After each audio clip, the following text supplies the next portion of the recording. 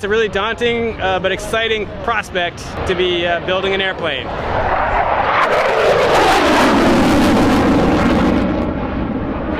It's too loud here. Can't do any B-roll. So excited about this. The community is just freaking awesome. I mean, the people that I've met building RVs. That's so exciting to me, to meet people and talk about it and share their stories too. I've only worked for bands for a very short period of time. I've been building and working on RVs for well over 5 years now, and my whole life changed. It's gonna happen to you too. Your life's changed anyway, but it's gonna happen even more. That's awesome. That's it. It's gonna be fun.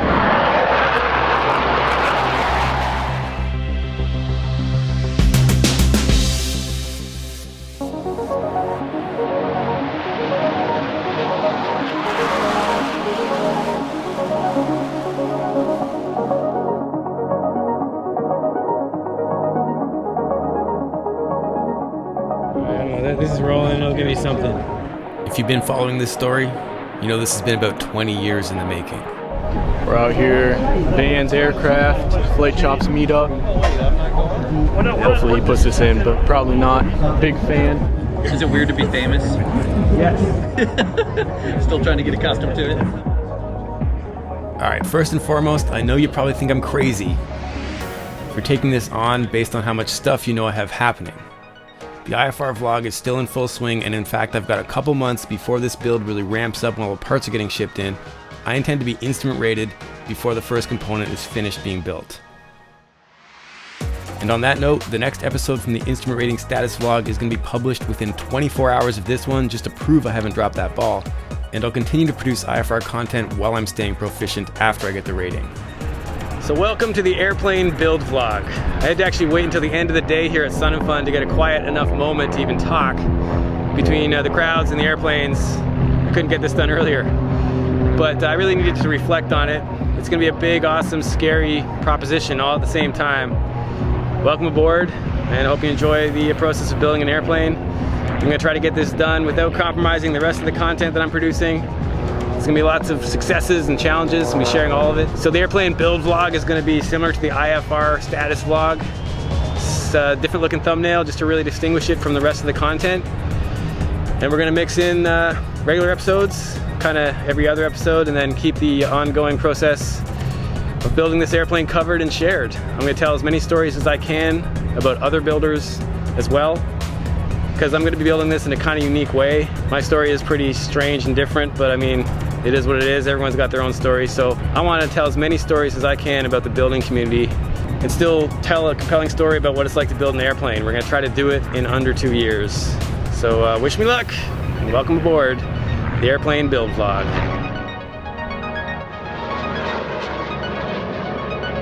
All right, Greg, we have like 30 seconds before the next F-18 comes by. Yeah. What is the first thing for me to expect as a new builder? Tail kit. Okay, so I placed my orders, the tail kit comes. Right, yeah, tail kit comes. Get your shop set up. Yeah. You already have mentors set up, which is awesome. That's gonna be a big help. You're gonna unpack it, do an inventory. Yeah. And then you're gonna start looking at parts, tools, shop, mentors, which you've done a really good job putting together. If you have resources, people you can talk to help make it happen, answer questions, and that's really good. Really, really important. Ask questions, ask questions, ask questions. Find the resources and use them to get started. It makes it a lot more fun. It's part of the community. It's part of what we do, is we help each other out. And we lovingly bust each other's balls. You done with your instruments again? Come on, what are you waiting? A main reason I haven't done it yet is that up until now my flying hasn't really offered me a way to stay proficient, so even if I got the rating today, I knew I'd be unsafe in about 3 months. But that's about to change. So beyond teasing me about why I'm taking forever to get my rating, the big question today was, why did I select the RV-14? It's friggin' fast. I mean, 200 mile per hour cruise. IFR platform, can fly upside down. The 14 is a bigger 7. I think it's gonna be a really great cross-country platform. I'm gonna be traveling to events with my gear, possibly a crew guy that's not small. And of course the plan is to set it up with a full IFR panel. And this is the preferred one that we're kind of like targeting. That is so sweet. It's close to perfect. I mean, it can't land anywhere, but being a tailwheel, like, I'm gonna take it into grass. I feel like for me, it's the perfect airplane. I think the way to go, especially something this sporty. Got an update. My name's Jackson Madden, new private pilot from Ohio with Flight Chops. He's talking to some people and he's about to give away the 4 seats on the DC-3. Exciting time here. I think for my purposes, I'm going to give away this 4 seats right here, right now. Oh, wow. This is for us. I'm in the middle of the thing here. You coming? It's been really fun to give away experiences directly to you guys via the Flight Chops channel. If you missed it, there was a video that self-destructed after 48 hours. It was promoting the Extra 300 giveaway and the Sun and Fun DC-3 flights I'll tease here. Flight Chops! Yo! Kevin really hooked us up, man. We were not going to make it here on time without this ride. Anything you guys need. So thanks to Kevin from AOPA. Got us 2 golf carts. With almost no notice. This is going to be an awesome episode. For you 4 guys that are flying it, all we're going to do is cycle you through the left seat. I'll give each of you some stick time. We were going to let Flight Chops fly the airplane, but he did so bad last time he blew away a Cub. I'm not letting him fly the airplane anymore. I'm done. That's the last time we're doing that. So he said, why don't we let somebody else fly it and we'll try to capture your experiences flying the airplane.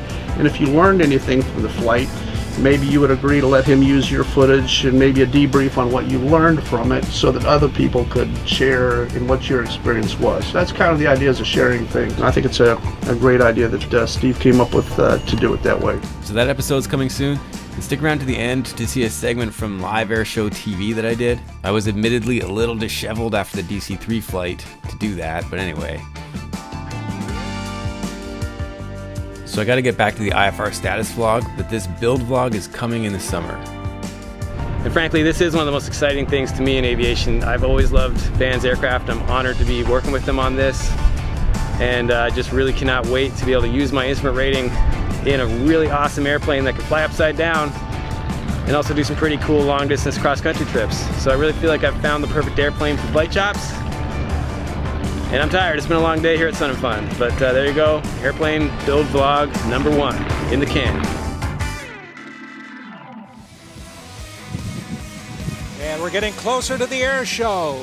I've got our social media maven over here, Steph Strickland, has rejoined us on the set, and we're bookended by a fellow who's doing a pretty good job on social media himself. His name is Steve Thorne, and if you don't know much about him, we're going to let him kind of do his self-advertisement in a moment. But if you've heard the word Flight Chops, then you're going, who is that guy? It's this guy. Steve Thorne, welcome to the set here, Pre-Flight Show. Nice to see you. I have to tell you a story. I was walking back to the office, and I walked by him, so his signature chops, right? But another guy said, I recognized you because of your facial hair. That must happen to you constantly. Well, these things it does. So it's kind of fun to be able to turn on the rock star switch for a minute and not actually be famous in real life. Although I did have it happen a few times. But yeah, with these events, it's pretty fun. Good. I would judge by Flight Chops and the fact that you have proudly displayed what we would call a Harvard, and there's a Texan 2, by the way, taxiing in behind us right now in D-Day stripes because of the 75th anniversary. We're seeing a lot of stripes in the commemorations this year on modern aircraft. But you're obviously Canadian, Steve. I am Canadian. Proudly this Canadian. Is as am I, by the way. Yep. So yeah, I got the shirt made, but didn't get it printed until I soloed the airplane. So I wasn't going to wear the shirt until I soloed it. Okay. So I'm signed off in the Harvard, which is probably my most proud achievement. Honestly, it's the same as the T6, just has a longer exhaust. Yeah. But essentially, it's a T6. Why is it your proudest accomplishment? I mean, most pilots know it's kind of got a reputation. It's called the pilot maker. I don't know how real that is, but it's a lot of people are scared or intimidated by the airplane. I mean, it's a heavy tail dragger. It's difficult on the landing and takeoff roll. It's really easy to ground loop it, so you have to be right on top of it. Well, let's talk about why you have such a big social media following. Can you talk a little bit about all the videos that you produce and what your philosophy behind those is? Sure. I mean, at the end of the day, it kind of started off as a joke, honestly. The mustache was a joke that I had on for Movember. You know that charity? Oh, yeah. Yeah. So I grew the craziest, silliest mustache I could. I also play the drums, so I'm always working my drum chops. So one of my buddies just kind of suggested, he knew I was thinking of branding a YouTube channel, and he said, you got to put the U in YouTube, is what he kind of said to me. And truthfully, I just want to make it about POV and sharing debriefs, because I was just a private pilot learning how to fly different types and just trying to get better. So really it just became Flight Chops, sharing as I learn and practice and improve, and it's lots of errors and mistakes, and just I don't share the good stuff. It's all the unpolished reality. I'm not a professional pilot. I don't think I ever will be. So it's just trying to be the best private pilot I can be. I think for someone like myself who's interested in pursuing my pilot's license, what I find encouraging about the work that you do is it helps me feel less intimidated. It's a process when you're trying to get started where everything is overwhelming, and Right. that's how you approach your videos. Yeah, I mean, honestly, there were two things that inspired me when I started. One, there was a lot of poorly produced stuff, and that's because on YouTube, you know, people don't have budgets, and there was a lack of context, which I think is important. If you're going to watch a flying video and see someone showing you a stall recovery and using ailerons, and it's like they're saying, here's how you recover from a stall. It's like, no, that's not how you recover from a stall. Who is this guy? Is this an instructor? Like, there's no context. So I wanted to make some good quality content with context. And honestly, I don't need to apologize for not being perfect. I disclaim my stuff saying, this is just me learning, you know, how to fly Super Cub or whatever I'm doing, and sharing it in its kind of unpolished glory. And there's enough cool pilots on YouTube. I didn't need to be a cool one. I'm married. I don't need to impress anybody. So that's kind of where it started, and it just kind of resonated, I guess. It's satisfying. Are you impressed with the following? I mean, did that blow you away? Well, I guess how quickly it resonated kind of blew me away. Yeah. I had been working in TV before. I do this full time now. So it was an organic transition. I didn't, really part of it was I wasn't happy with the material that was on TV about flying, and I wanted to make a show that I would have wanted to see. So I really just did what I felt was organic and real, and it kind of evolved very naturally. So all of it kind of happened. Millions of dollars later, here you are. Right. but with that in mind, though, I got to say thanks to sponsors that have come on board. Like ForeFlight was my first sponsor to come on board, and then Bose was second. I've got some other great supportive sponsors that get what I'm trying to do, and they're not asking me to change it. It's like, we get it, we like it, it resonates. You don't have to feature the product all the time or anything. Right. It's just ongoing support has made it possible for me to do it.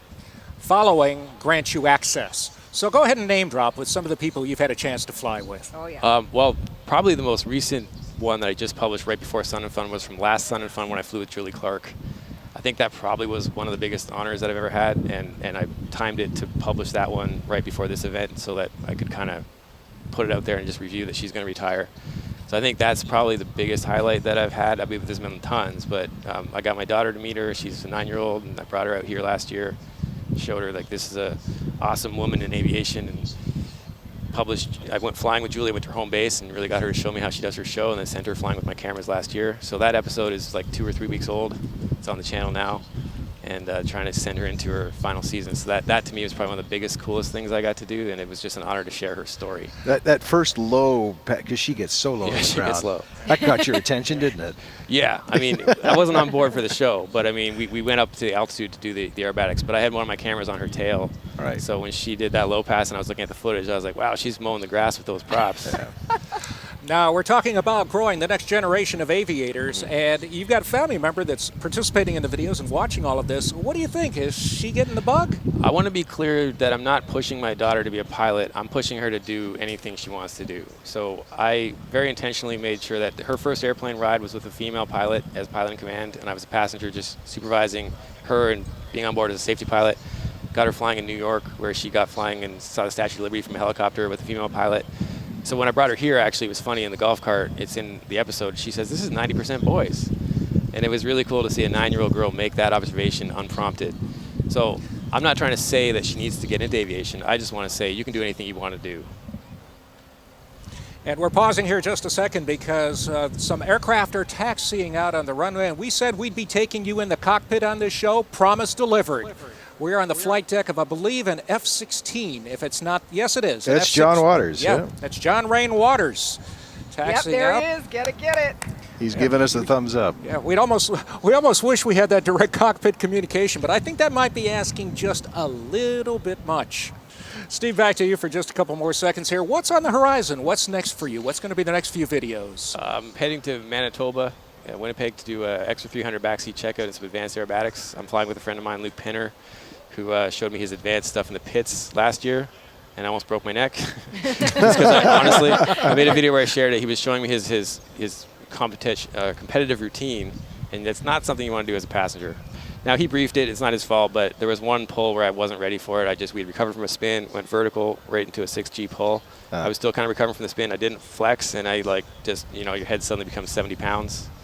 So I was in a little bit of pain for a few months after that one. So I'm going to make sure I'm not unprepared for the extra. Rain is just taking off now in the F-16. There you go. Yep. Excuse us a moment. We're going to enjoy. There he is. We're live to the cockpit right now. Look at that. A first, folks. Live in the cockpit with John Rain Waters. I got to tell you that Mark McGinn, who does this onboard stuff, has been working hours to make sure that it's wired. He's probably over there doing a happy dance right now that it's working. There is Lakeland, Florida from the air. It'll be on YouTube soon, but it's live right now. He's just run out of range there as he climbs and leaves the area, but he'll be back. Okay, so how do we top that? Okay, so, well, Steve, it's been a lot of fun. No, seriously. One final question for you. Did you have any idea the connection that you would make with people? Obviously, people come back because they connected, but to what do you attribute that? I think the authenticity and just trying to be real. I think any pilot will go have a beer with another pilot or another friend and say, you know that thing that happened? Wow, that's, you know, whatever. I just kind of do it with 100,000 people at a time because I'm not really worried about being judged. I mean, I do have some really good consultants and mentors that look at my stuff to make sure we're putting out context that's not setting a bad example, or, you know, editing can remove context and can make something that was safe look unsafe, or make something that was legal look illegal. So I do have some help with that to make sure that we're not setting ourselves up for failure or just setting a bad example. But I'm not worried about showing stuff that isn't awesome, because to be honest, flying is awesome, right? Even when it's not perfect. So I think that's kind of what my thing became. I mean, the slogan is kind of practice, review, improve. It was all about debrief, get better. So I never, what I think is most amazing to me is that I'm going to go home and fly a T6 and remain current. I'm going to do my 100th solo landing probably on Monday. Wow, fantastic. And real quickly, how can people find you? FlightChops.com or Flight Chops on YouTube or Instagram. Just Flight Chops, you'll find me.